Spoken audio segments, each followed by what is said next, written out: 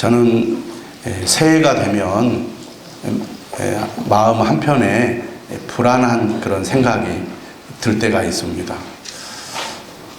올해는 나에게 좋은 일이 있어야 되는데 작년보다 올해가 더 못하면 어떡하나. 작년에는 좋은 일이 많이 있었는데 올해는 더 어려워지고 힘들어지면 어떡하나 하는 불안함이 제 마음속에 이렇게 올라올 때가 있습니다. 여러분은 어떻습니까? 항상 하나님이 나와 함께 하시니 나는 걱정할 것이 없다, 염려할 것이 없다, 무조건 잘 될 것이다. 여러분은 항상 그런 마음을 가지고 사십니까? 저는 안 그런 것 같아요. 새해가 되면 불안한 거예요. 올해는 작년보다 더 못하면 어떡하지 하는 불안함이 솔직히 제 마음속에 있습니다. 그런데요, 그런 생각을 새해가 되면 항상 하게 되는 것 같아요. 그런데 이제 곰곰이 생각해 보죠. 작년보다 올해가 더 못하지 않을까 하는 염려 속에서 늘 새해를 시작하는데 1년을 마무리하고 결산을 해보면 항상 더 낫더라고요. 그럴 때마다 생각을 합니다. 이렇게 내가 믿음이 없구나. 왜 내가 이렇게 불안해하고 이렇게 하나님을 신뢰하지 못할까. 그런 생각들을 할 때가 많이 있는데 제가 다시 마음을 다잡고 그러지 말아야지. 내가 믿음으로 살아야지. 하나님만 의지해야지. 이런 생각을 하게 되는 것은 과거에 하나님께서 내 삶 가운데 어떻게 역사하셨는가를 생각하고 곱씹는 과정을 통해서 그런 확신을 갖는 것 같습니다. 새해가 되면 불안한 요소들이 많이 생기잖아요. 왜 올해는 이렇게 시작부터 어려운 일들이 계속 있지? 올해는 정말 뭐가 잘 안 되려나? 이런 불안함이 있는데 해년마다 그랬던 것 같아요. 그런데 연말이 되면 하나님께서 또 은혜를 주시고 채워주시고 복 주셨다는 것을 제가 깨닫게 되었습니다. 그래서 올해를 시작하면서 마음 한편에 불안함이 있지만 과거에 하나님께서 나에게 베풀어 주신 은혜를 생각하면서 그래, 항상 하나님께서 나를 도우시고 내게 은혜를 베풀어 주셨는데 금년에도 하나님께서 나에게 은혜를 베풀어 주실 거야. 내가 괜히 걱정하고 염려하고 불안해할 필요가 없지. 이렇게 생각하고 또 생각하면서 제 마음을 고쳐먹고 그렇게 새해를 시작하고 있습니다. 그래서 불안한 마음이 들었다가도 하나님 말씀을 생각하고 하나님께서 나를 인도해 오신 지난 과거를 생각하면서 그래, 내가 하나님만 의지해야지. 하나님께서 작년에 은혜를 베푸신 것처럼 올해도 반드시 은혜를 베풀어 주실 거야. 그래서 제 생각이 점점 불안해서 확신으로 이렇게 바뀌어가고 있음을 저는 깨닫습니다. 그런 마음이 들 때 감사가 나오고 내가 더욱 하나님만 의지하겠습니다. 이렇게 고백하게 되는데요. 여러분의 마음에도 한편으로는 불안함, 또 한편으로는 확신이 공존하고 있을 것입니다. 그런데 주님 앞에 나와 예배를 드릴수록 또 하나님의 말씀을 들을수록 불안은 점점 사라지고 확신은 점점 커져 가시기를 주님의 이름으로 축원합니다. 지난 한 해도 제가 어떻게 살아왔는가를 생각해 보면 하나님의 은혜가 아닌 것이 없었다. 이렇게 결론을 내릴 수밖에 없습니다. 저는 정말 자격도 없고 모든 면에서 부족한데 정말 나 같은 사람에게 이렇게 하나님이 큰 은혜를 주셨구나. 내가 무엇이 간데 이렇게 내게 은혜를 주셨지. 그렇게 생각할 때가 많이 있습니다. 어떤 경우에는 정말 깜짝 놀라죠. 야, 내가 이렇게 하나님께 복을 받을 만한 그런 자격이 있을까? 전혀 없는데도 하나님이 복을 내려주신데 내가 잘나서가 아니고 잘해서가 아니고 오히려 하나님 앞에 부끄럽고 잘못한 것들이 많음에도 불구하고 하나님이 이렇게 내게 복을 주신 것, 은혜가 아니면 달리 설명할 방법이 없는 것 같습니다. 저는 여러분들의 삶에도 하나님께서 동일한 은혜를 주셨고 또 주고 계시고 앞으로도 주실 줄로 믿으시기를 바랍니다. 오늘 우리가 읽은 이 창세기 12장 1절에서 9절의 말씀은 아주 유명한 말씀이죠. 구약 성경의 말씀 가운데 가장 중요한 사건일 수도 있습니다.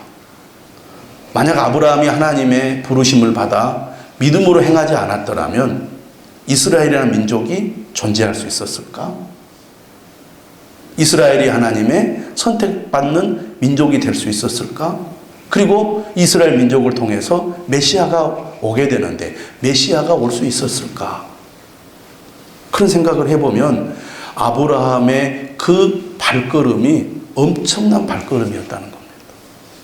그는 하나님께서 자신을 그렇게 사용하실 거라고 미처 생각을 못했을 겁니다. 하지만 아브라함의 그 내디딘 발걸음은 인류 역사를 바꾸는 위대한 발걸음이었다. 이렇게 말할 수 있거든요.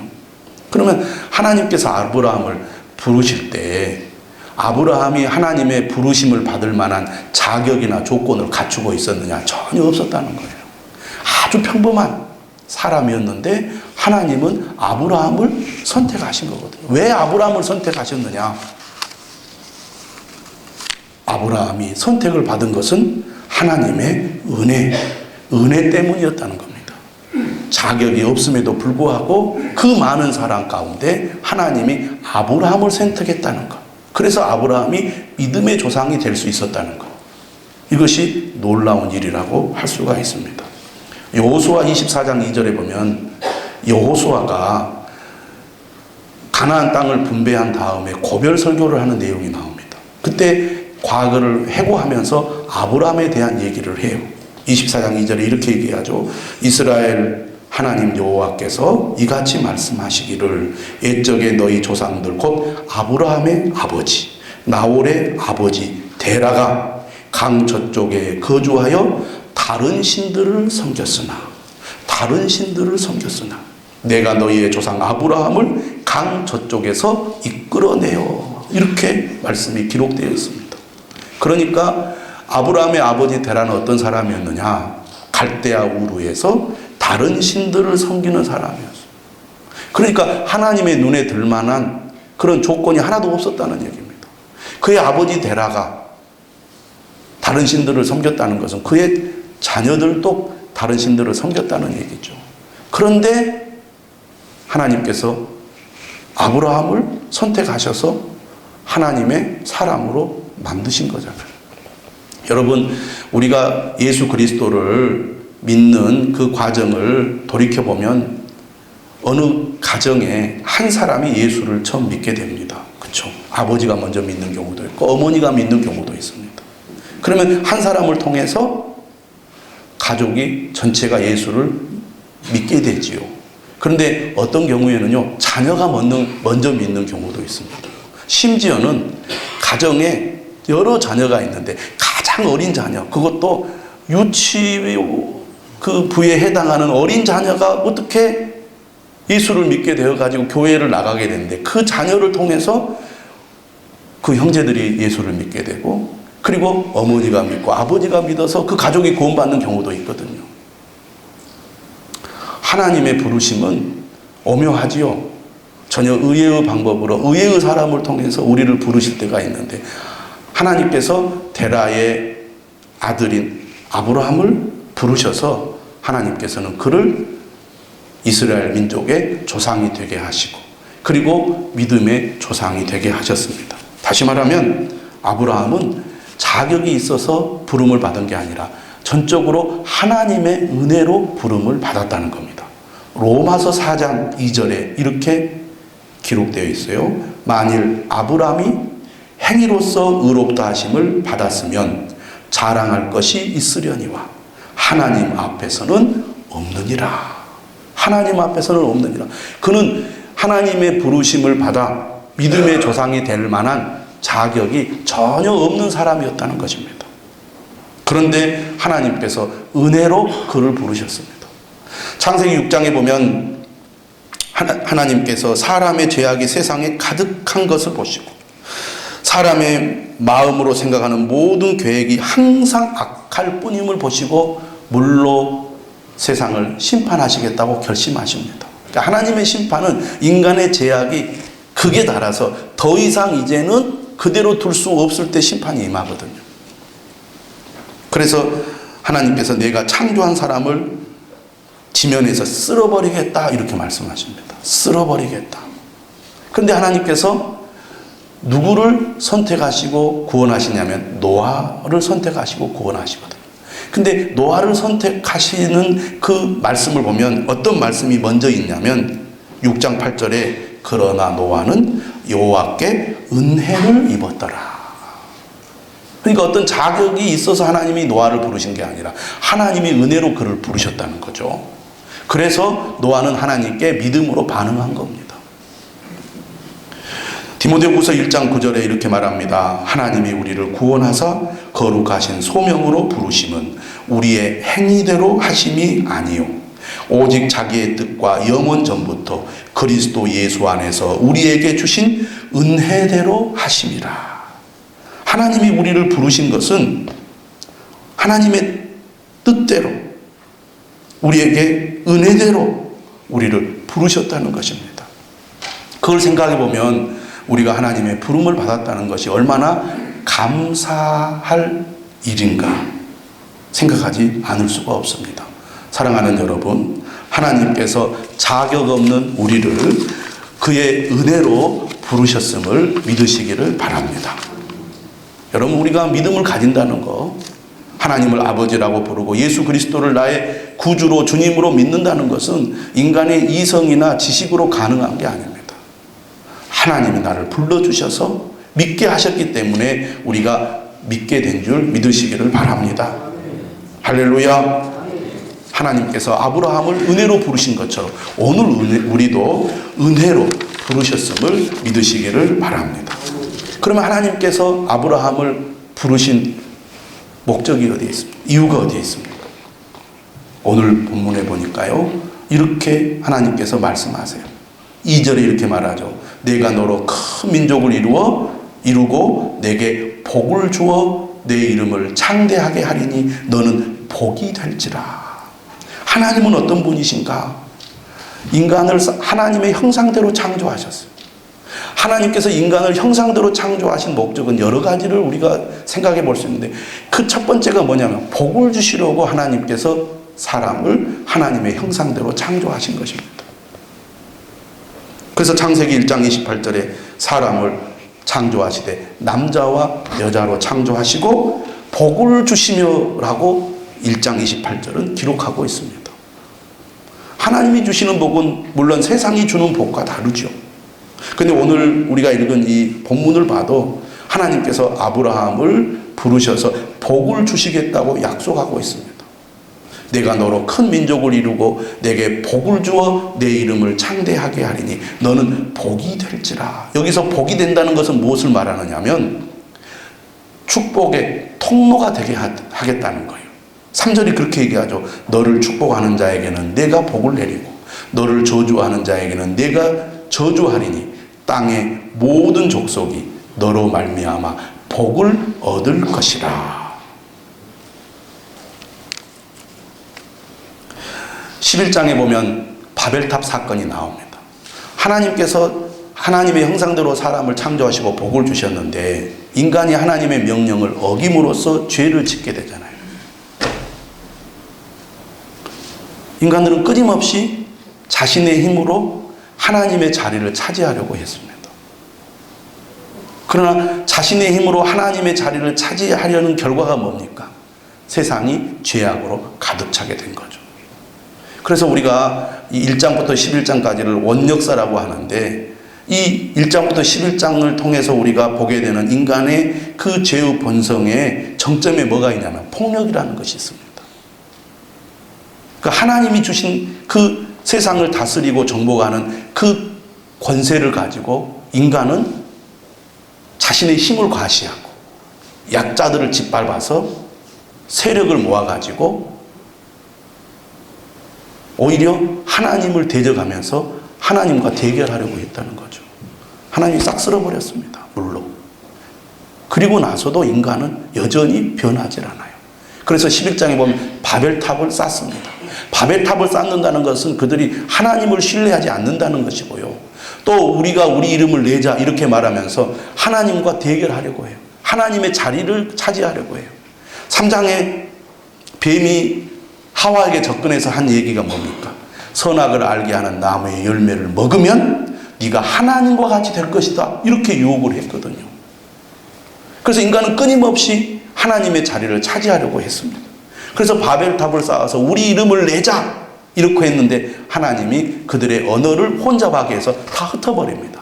자신의 힘과 능력으로 하나님에게까지 오르려고 했던 그들의 노력은 결국 실패하고 만 거죠. 그런데 오늘 성경은 뭐라고 말하느냐? 하나님께서 아브라함에게 이렇게 약속을 해요. 내게 복을 주어 내 이름을 창대하게 하리니. 인간의 노력으로 자신들의 이름을 높이려고 하는 시도는 결국 실패할 수밖에 없지만 하나님이 그를 축복하시면 그들의 이름이 널리 알려지게 될 거라는 거죠. 여러분, 우리가 우리 힘으로 어떤 일을 해보려고 하면 결국 실패하지만 하나님이 우리를 밀어주시고 도와주시면 우리가 기대하고 생각한 것보다 더 놀라운 일들을 하나님이 하신다는 사실입니다. 하나님은 어떤 분이신가? 하나님은 우리를 사랑하셔서 우리에게 복을 주시기를 원하시는 분인데 오늘 이 아브라함에게 주시는 복은 어떤 복이냐면요. 나 혼자 배불리 잘 먹고 잘 사는 복이 아니에요. 나를 통해서 내 주변이 복을 받는 그런 사람이 되게 하신다는 것입니다.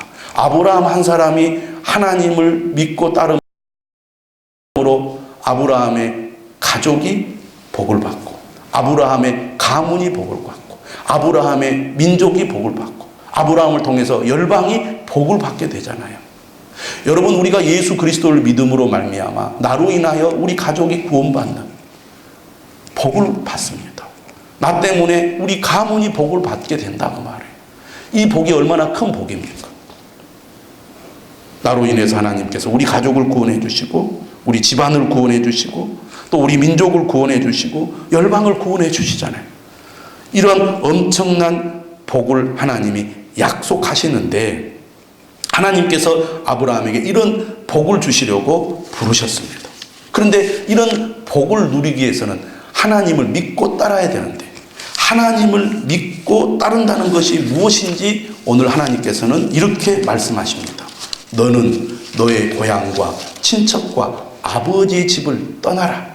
그리고 내가 너에게 보여줄 땅으로 가거라. 이것이 하나님의 명령이었습니다.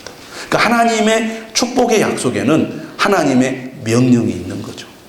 믿는다는 것은 이런 믿음의 분명한 결단을 요구하는 것이죠. 우리는 가만히 있으면 하나님께서 우리에게 복을 주시는 것이 아닙니다. 믿는다는 것은 무엇을 말하는가?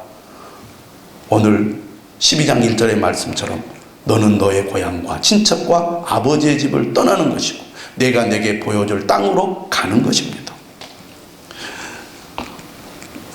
너의 고향과 친척과 아버지의 집을 떠나라는 것은 무엇을 의미합니까? 그것은 익숙한 것, 안정된 것을 떠나라는 것이죠. 사람은 뭔가 믿을 구석이 있고 의지할 만한 것이 있을 때 힘이 납니다. 그런데 그것이 하나님의 자리를 차지하게 되는 것이죠. 여러분은 무엇이 여러분의 삶의 든든한 배경이 되고 있습니까? 무엇이 있음으로 말미암아 여러분은 안정감을 느끼고 삶에 대한 자신감을 가집니까? 믿는 사람은 다른 것이 아니라 하나님이 나의 가장 확실한 배경이라고 믿는 사람입니다. 근데 말은 그렇게 하는데 사실 우리에게 중요하다고 여기는 것을 하나님이 싹 뺏어가면요 금방 우리는 불안해하는 거예요. 그럴 때 우리는 뭘 깨달아요? 아, 나는 하나님을 의지하고 하나님을 믿는다고 고백했는데 알고 보니까 내가 의지한 것은 하나님이 아니었구나. 오늘 현대인들의 가장 든든한 배경은 뭐니 해도 돈입니다. 그렇잖아요. 그래서 사람들이 가장 절망할 때, 가장 괴로워할 때가 언제냐면 내게 있는 돈을 잃어버렸을 때 사람은 가장 고통스러워하고 가장 통곡을 하면서 괴로워해요. 근데 여러분이 사랑하는 나는 하나님께서 여러분에게 멀어지면 그렇게 여러분들이 막 괴로워하시고 막 가슴을 찢으면서 고통스러워 하겠습니까? 안 그렇다 그 말이에요. 그건 우리에게 뭘 말하느냐? 진짜 내가 의지하는 것은 하나님이 아니라 의외로 하나님이 아닌 다른 것. 요즘 현대인들에게 돈이 우리의 의지의 대상이 되는 경우가 많다는 거죠. 여러분, 하나님께서 지금 아브라함에게 너의 든든한 배경인 너의 고향과 친척과 아버지의 집을 떠나라. 그런 얘기는 지금 이곳에서 사업도 잘 되고 장사도 잘 되고 지금 먹고 살기 딱 좋아서 내가 더 이상 바랄 것이 없다. 응? 이렇게 생각하고 있는데 너 그거 포기하고 떠나라 하는 것과 같습니다. 그러면 우리가 어떻게 반응합니까? 저항하죠. 그렇게 못하겠다고. 우리가 언제 떠납니까? 지금 내가 사는 내 삶의 터전에서 소중한 것을 잃어버렸을 때, 더 이상 이곳에 있어서는 내 삶이 기대할 것이 없을 때 떠나죠. 모든 것이 다 안정적이고 잘 갖춰져서 내가 많은 수고를 하지 않아도 내가 원하는 것들을 많이 얻을 수 있다면 누가 이곳을 떠나겠습니까? 끝까지 이곳을 지켜서 내가 누리고 싶은 모든 것을 누리려고 하지 않겠습니까? 근데 하나님께서 그것을 떠나라는 거예요.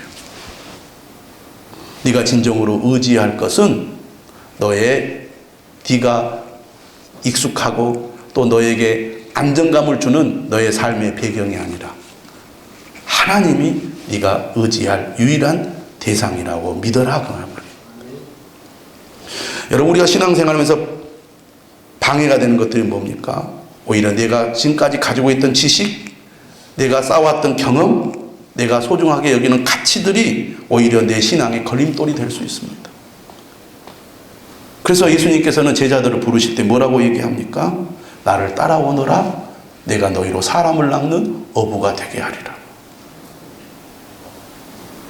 어부였던 제자들은 모든 것을 버리고 예수님을 따랐습니다. 예수님께서 이 말씀을 자주 하셨어요. 마태복음 16장 24절에 뭐라고 말합니까? 누구든지 나를 따라오려거든 자기를 부인하고 자기 십자가를 지고 나를 따를 것이니라. 예수님을 따른다는 것은 내 고향과 친척과 아버지의 집을 떠나는 것입니다. 이러한 주님의 부르심에는 뭐가 있어요? 분명한 약속이, 축복의 약속이 있습니다. 그 하나님의 약속의 말씀을 믿고 따르기 위해서는 고향과 친척과 아버지의 집을 떠나야 된다는 거죠. 우리가 예수님의 제자로 산다는 것은 자기를 부인하고 자기 십자가를 지고 따르는 것이지, 여전히 내가 소중하게 여기는 것들을 그대로 움켜쥐고 따르는 게 아닙니다. 그거의 믿음이 아니라고 말해요. 믿음이라는 것은 과거의 삶, 옛사람, 불신앙의 삶을 버리고 돌이키는 것이죠. 과거의 삶으로부터 유턴하는 것이 믿음입니다. 사도 바울도 예수님의 부르심을 받았을 때 그렇게 결단하고 주님을 따랐던 거죠. 그래서 빌립보서 3장 8절에 뭐라고 말합니까? 내가 그를 위하여 모든 것을 잃어버리고 배설물로 여김은 그리스도를 얻고 그 안에서 발견되려 함이니. 바울이 어떤 사람입니까? 날 때부터 로마 시민권을 가지고 있었습니다. 그는 바리새인 중에 바리새인이었어요. 누구보다도 그는 많은 기득권을 가지고 있었던 사람이에요. 그러니 삶에 대한 자부심과 자신감이 대단했던 거죠. 그러나 예수 그리스도를 만나고 나서 그것이 다 쓸모없다는 것을 알았어요. 배설물로 여겼다 그 말이에요. 그렇기 때문에 주님 앞에 쓰임받는 위대한 전도자가 되지 않았습니까? 하나님의 부르심에 아브라함은 어떻게 합니까?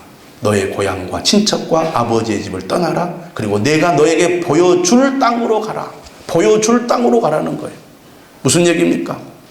하나님의 말씀은요, 하나님의 말씀은 사실 불확실합니다. 믿기가 쉽질 않아요. 왜? 뭔가 좀 보증수표를 탁 주셔야 되는데 하나님이 우리에게 주신 것은 말씀뿐이거든요. 세상은 그렇지 않습니다. 세상은 우리에게 눈에 보이는 것, 손에 만질 수 있는 것을 보여줍니다. 그래서 확실하다는 것을 우리가 받아들일 때 따라갈 수가 있는 거죠. 근데 하나님의 말씀은 그냥 말씀뿐이에요. 자, 그리고 하나님의 이 말씀은요, 정말 어떤 면에서는 터무니없는 말씀입니다. 예를 들면 이런 거죠. 2절에 이렇게 얘기해요. 내가 너로 큰 민족을 이루고 그랬어요. 큰 민족을 이루고. 근데 아브라함은 지금 어떤 상황에 있습니까? 11장 30절에 보면요, 그의 아내 사레는 임신하지 못함으로 자식이 없었더라. 임신하지 못한다 그랬어요. 임신을 안 한 게 아닙니다. 임신을 못했기 때문에 자식이 없어요.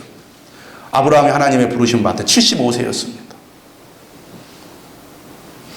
임신을 못해요. 자식을 못 낳는다는 겁니다. 앞으로도 자식이 없을 가능성이 많다는 얘기죠. 다시 말하면 대가 끊어질 상황이에요. 그런데 뭐라고 말하냐면 내가 자식을 한 명만 줄 것이다. 한 명은 꼭 줄 것이다. 이게 아니에요. 큰 민족을 이루게 하겠다는 거예요. 하나님 뻥을 쳐도 좀 너무 뻥을 치시는 거죠. 근데 하나님의 말씀이 그렇게 들릴 수 있다 그 말이에요. 하나님의 말씀 뻥치는 것처럼. 그런데 아브라함의 위대함이 어디에 있습니까? 불확실한 약속의 말씀을 믿고 따라갔다는 거예요. 여기에 아브라함의 위대함이 있었던 것입니다. 오늘 우리는 하나님 뭔가 좀 눈에 보이게 말씀해 주세요. 좀 손으로 만질 수 있도록 해주세요. 그러면 따라가겠습니다. 이렇게 우리가 하나님 앞에 말할 때가 얼마나 많습니까? 그런데 아브라함은 하나님께서 명령하실 때 그 약속의 말씀 사실은 불확실하지만 믿고 따라갔습니다. 그래서 4절에 뭐라고 말합니까? 이에 아브라함이 여호와의 말씀을 따라갔고. 믿는다는 것은 무엇을 말합니까? 하나님의 말씀을 신뢰한다는 것을 말합니다. 하나님의 말씀을 신뢰하는 사람은 어떻게 합니까? 그 말씀에 순종하는 사람이죠. 믿는다는 것은 내 생각과 기준을 따라 살아가는 것이 아니라 하나님의 말씀이 내 기준이 되는 것입니다. 여러분, 우리가 잘 믿는다고 하지만요, 믿음으로 산다고 하지만 나도 모르는 사이에 내 생각이 굳어집니다. 그리고 사람은요, 자기가 듣고 싶은 것만 들어요. 듣고 싶은 것만. 그런 경향이 강합니다. 사람은 좀, 나는 그렇게 생각을 안 해요. 사람들은. 나는 항상 공정하고 균형을 이루고 있다고 하지만요, 사람은 누구나 다 편향된 사고를 하게 되어 있습니다. 그리고요, 어떤 얘기를 들을 때도요, 진리를 따라 우리가 행동하기보다는 내가 듣고 싶은 얘기를 들으려고 해요. 그래서 똑같이 하나님의 말씀을 들어도요, 들으면서도 내가 듣고 싶은 대로 듣고 해석하고 결론을 내리는 경우가 참 많습니다. 그래서 우리가 끊임없이 나를 내려놓고 나를 버리고 하나님의 말씀을 겸손히 들으려고 해야 하나님의 말씀을 바르게 듣고 따라갈 수가 있거든요. 근데 아브라함은 어떤 사람이었느냐? 자기의 경험, 자기의 지식, 자기의 생각을 다 내려놓고 하나님의 말씀에 귀를 기울였습니다. 그 말씀을 따라갔다는 거예요. 그게 믿음인 겁니다. 저는 여러분이 아브라함처럼 하나님의 말씀을 따라가시기를 주님의 이름으로 축원합니다. 늘 그것이 우리의 싸움이에요. 나는 말씀을 따라간다고 생각하지만 내가 듣고 싶은 대로 들으려고 하지 않는가? 말씀대로 따라간다고 하지만 내 마음속에 어떤 고정관념이 하나님의 말씀을 듣고 따르는데 방해가 되고 있지 않는가를 끊임없이 물어야 합니다. 우리는 불완전한 존재죠. 나는 믿음이 좋은 것 같고 잘하고 있는 것 같아도 하나님의 말씀을 우리가 들여다보면 내가 삐뚤어져 있는 것을 우리는 깨닫게 됩니다. 그게 은혜죠. 그게 축복이라고 봅니다. 나는 항상 그대로 있고 그대로 있는 상태에서 말씀을 들으려고 하면 변화가 일어나지 않습니다. 나는 항상 틀릴 수 있다는 것. 나는 항상 삐뚤어져 있을 수 있다는 것. 말씀만이 우리의 진정한 기준이 되어야 한다는 것을 우리가 겸허한 마음으로 들을 때 우리가 하나님의 말씀을 바르게 따라갈 수가 있습니다. 아무것도 아닌 아브라함이 이렇게 위대한 믿음의 조상, 이스라엘 민족의 조상이 될 수 있었던 것은 약속의 말씀, 불확실해 보이지만 그 약속의 말씀을 신뢰하고 따라갔기 때문에 그가 위대한 믿음의 사람이 되었던 것입니다. 사랑하는 여러분, 2020년 아브라함처럼 여호와의 말씀을 따라가는 여러분들이 되시기를 주님의 이름으로 축원합니다. 그가 그러한 이 믿음의 결단과 고백을 무엇을 통해서 보여주고 있습니까? 오늘 말씀 후반부는 그가 가나안 땅에 들어갔을 때 세겜에서 그리고 베델에서 여호와께 제사를 드림으로써 그는 계속해서 그러한 믿음의 고백과 결단을 한 겁니다. 예배란 무엇입니까? 하나님을 신뢰하는 것입니다. 예배란 무엇입니까? 하나님을 의지하겠다는 것입니다. 예배란 무엇입니까? 하나님의 말씀을 따르겠다고 순종하겠다고 결단하는 것입니다. 나는 하나님만을 신뢰하고 나는 하나님만을 의지하고 나는 하나님께 순종하겠습니다. 이렇게 고백하고 결단하는 것이 예배인데 여러분 아브라함처럼 예배의 자리에 나올 때마다 이러한 믿음을 고백하여 아브라함처럼 복의 사람이 되시길 여러분을 통해서 여러분의 자녀들이 여러분의 집안이 또 우리 민족이 또 세계 열방이 하늘의 복을 누리게 되시기를 주님의 이름으로 축원합니다. 우리